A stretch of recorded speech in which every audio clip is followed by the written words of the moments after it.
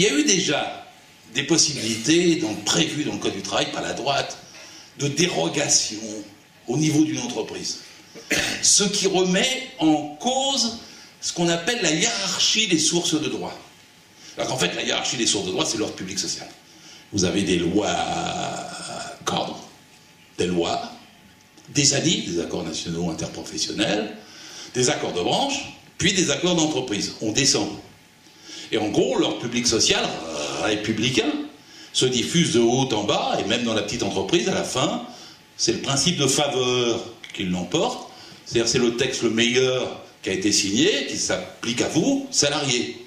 Ça, c'est la hiérarchie qui existait des sources de droit avant la loi Fillon du 4 mai 2004. Parce que le 4 mai 2004, Fillon a permis qu'un accord d'entreprise puisse déroger à un accord de branche, qui déroge à un accord interprofessionnel, qui déroge à une loi si celle-ci le prévoit. C'est ce qu'on appelle inverser la hiérarchie des sources de droit. Mais ça veut dire que vous pouvez, au niveau de l'entreprise, arriver à des aspects de défaveur par rapport à l'ordre public social. On vous impose des misères, quoi. Moins de salaire, moins de droits, moins de ceci, moins de cela, etc., sur la base d'accords d'entreprise. Alors, quand Fillon avait fait ça, enfin, si vous voyez, c'est un peu comme un sucre quand vous le mettez dans le fond de votre tasse à café, il reste un petit peu de café, vous mettez un sucre, vous voyez encore les arêtes blanches du haut du sucre, mais il est en train de fondre par le bas. Hein, c'est ça l'idée d'un principe de défaveur et d'accord d'entreprise dérogatoire.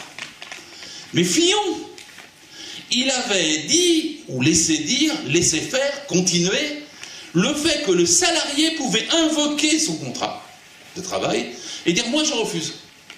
Et qu'à ce moment-là, il n'était pas dans son tort, il pouvait faire valoir qu'il ne voulait pas la baisse de salaire, la dérogation qu'on lui imposait, la mutation, peu importe, et qu'à ce moment-là, c'était l'employeur qui était confronté à cette situation, il pouvait le licencier, mais avec ses droits.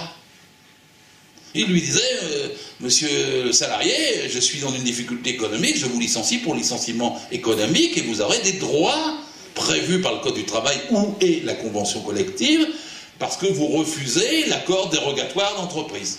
C'était comme ça. Maintenant, c'est plus comme ça dans l'ANI. C'est-à-dire que si le salarié invoque son contrat, il est dans cette heure. Il ne peut plus invoquer son contrat et refuser la dérogation de l'accord de mutation volontaire interne qui serait susceptible de sortir d'un accord collectif.